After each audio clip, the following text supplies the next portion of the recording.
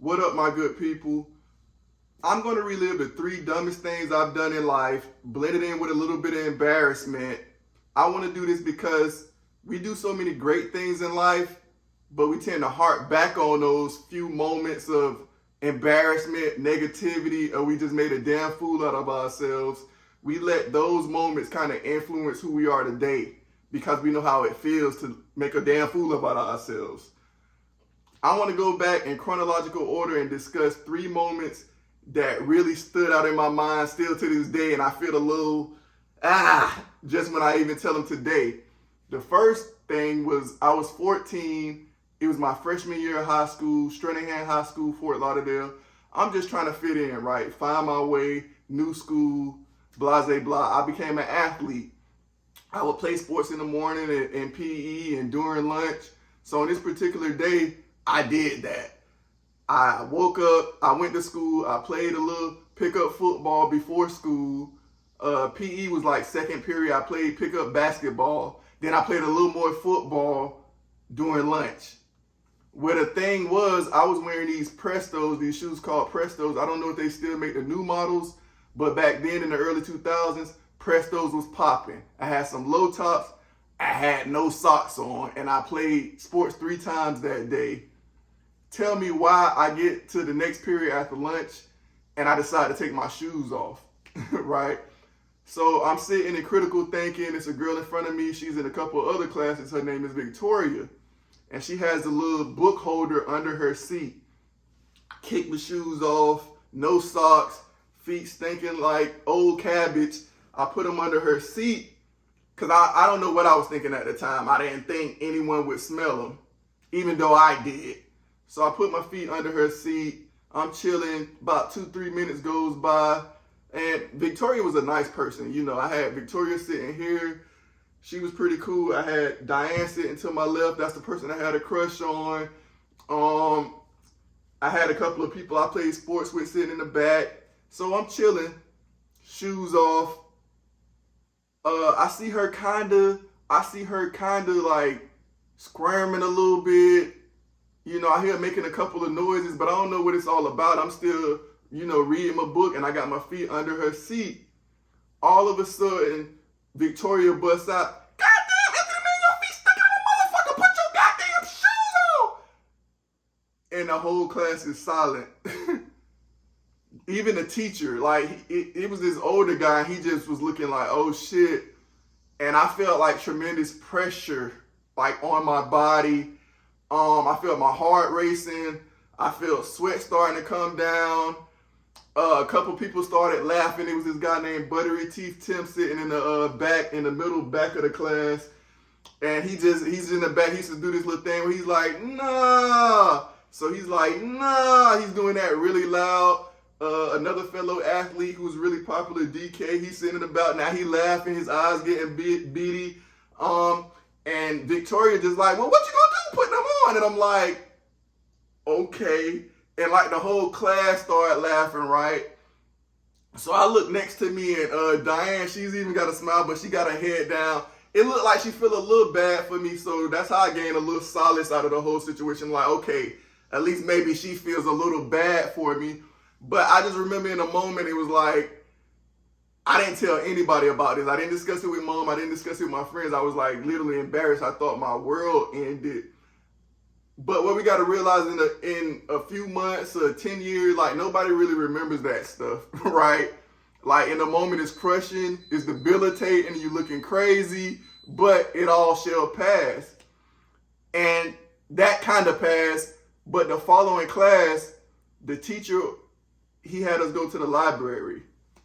The whole critical thinking class in the library, and here come fucking Buttery Teeth Tim again. He just instigating. He started some shit with me and Victoria when I didn't say or do nothing, but he know she just had called me out about my feet was being stank, and my feet they were rotten. So we get in the library, it's quiet again, everybody studying, minding their damn business. Buttery Teeth Tim. And the thing was, he had buttery teeth, but you couldn't really pick on him because he had jokes. You know what I'm saying? He was one of the people, he was always what we call cracking on people. He let you have it. So we in the library, we studying. All of a sudden, Tim blurted out, hey, Victoria, Anthony said your hair nappy. Or something he said, like an insult, and I had said nothing. I swear I wasn't even thinking about this girl. I was just praying she don't talk about my feet. And soon as he told her that, she just was like, I know Anthony talking about stuck ass feet. And I'm like, oh my fucking God, here we go again. And so I out of nowhere, I just said, you probably smelling your period, bitch. And like everybody was laughing. And even Diane came up to me afterwards and like, Anthony, I can't believe you said that. So like now I'm happy. I'm like, damn, when I stood up for myself, even though I was dead ass wrong for having them snake ass feet, but when I stood up for myself, I felt, people respected that. Even Diane gave me a little compliment and I'm blushing on the inside. I'm like, she trying to have my babies. But nah, that was a rough experience. It was tough to go through. But looking back, it was a lesson learned. Wear some fucking socks, right? So that's 14 years old. You fast forward to 16 now. 16.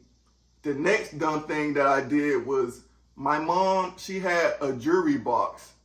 And in this jewelry box, she had some magnet earrings. It was just like regular earrings, except like it was magnets on both sides. So you put the back on and it kind of like just pinches your ear and sticks. So tell me what, one day they all went to the grocery store except me. Like when they go grocery shopping and go to church, I used to be the only person that stayed back for whatever reason.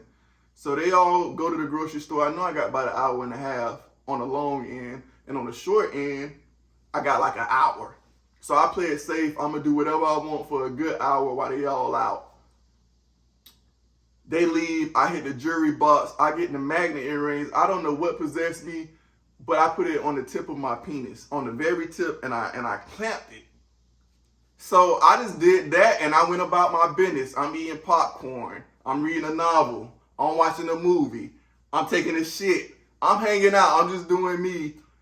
And then time passed. I'm like, okay, it's about 40, 45 minutes. Let me get this magnet earring off my penis.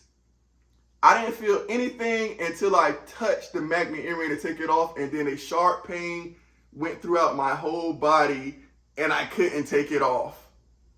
Now I'm panicking because I'm like, damn, if we had to call the ambulance, what if my mom finds out it's a magnet earring on my penis? Like all type of crazy stuff running through my mind and I'm stuck because every time I touch this magnet earring now, it's sending a sharp pain through my penis and my whole body, right? So I'm panicking. I'm trying to figure out what to do. And eventually I just put some ice on the pack and kind of numb it. And then I poured some oil on my penis and I just like snatched it off real quick. And yeah, for a good minute, I was stuck though. And I couldn't get that magnet earring off my penis. And to this day, I'm like, why did I even do that? Like there was no real rhyme or reason. I just put it on and started chilling. Now fast forward to 18. I have a brother with special needs. I mentioned him in a previous video called Having a Brother with Special Needs. He has seizures. He's an epileptic. We went to a place called the Swap Shop one day. Swap Shop, it's like a big outdoor flea market. You shop there, indoor, outdoor vendors. And it also has been like the biggest outdoor movie theater for a long time. I forgot how many, like 12 or 14 screens or something like that. So we're going in the Swap Shop to watch a movie. It's me. It's my brother that's a year younger than me, Sid. It's my youngest brother, EJ. And it's my cousin, Aaron. Free my cousin, Aaron. So we pulling up to the Swap Shop. So we figure out we can save a few bucks if we throw Aaron and EJ in the back trunk. So they're like 15, Sid's about 17, I'm about 18. We throw them in the back trunk. And we waiting in line to get in the drive-in movies. All of a sudden, it feel like an earthquake outside. The car rattling. We like, oh shit, what's going on?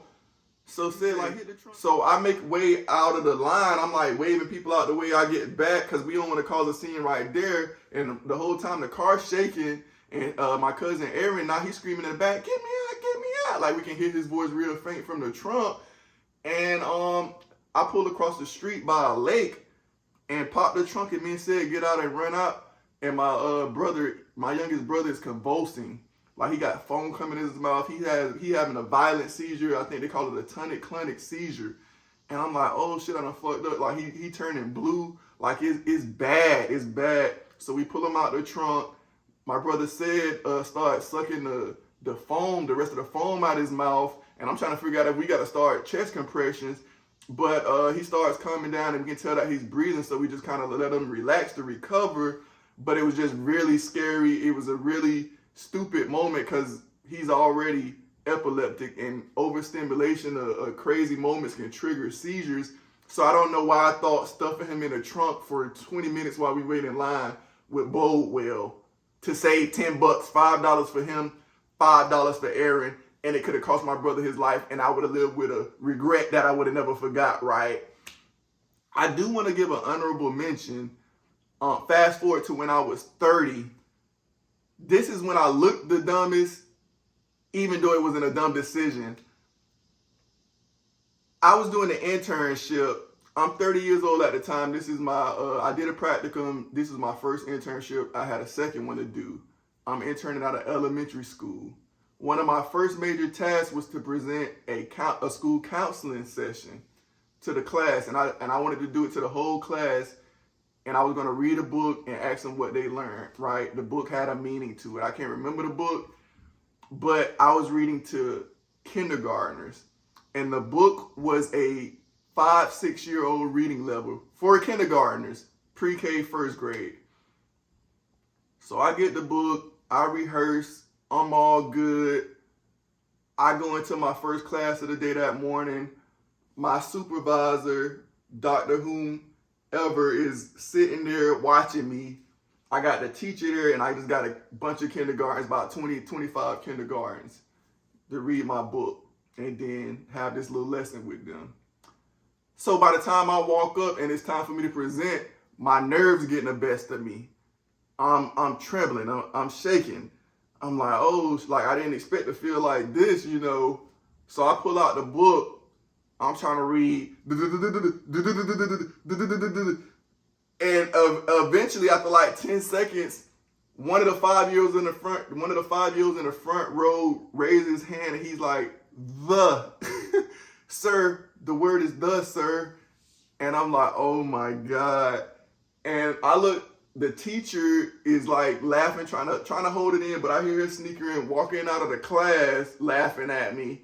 So once again, I look to my place, my safe haven. I look at my supervisor, and she got her head buried in like a magazine, laughing. And I'm like, oh my God, I done made a damn fool out of myself. And I know the teacher and supervisor thinking like, this is a kindergarten book. This guy's about to get a master's. This is who we sending into the world. But all that to say, man, life gets tough sometimes. You're going to have your bumps. You're going to have your bruises. Take them in stride. Don't let those critical moments where you come up a little short define you. Just use it as a stepping stone to build confidence and be like, no, now, okay, I had the worst. Now I'm going to put forth the best, man. Peace.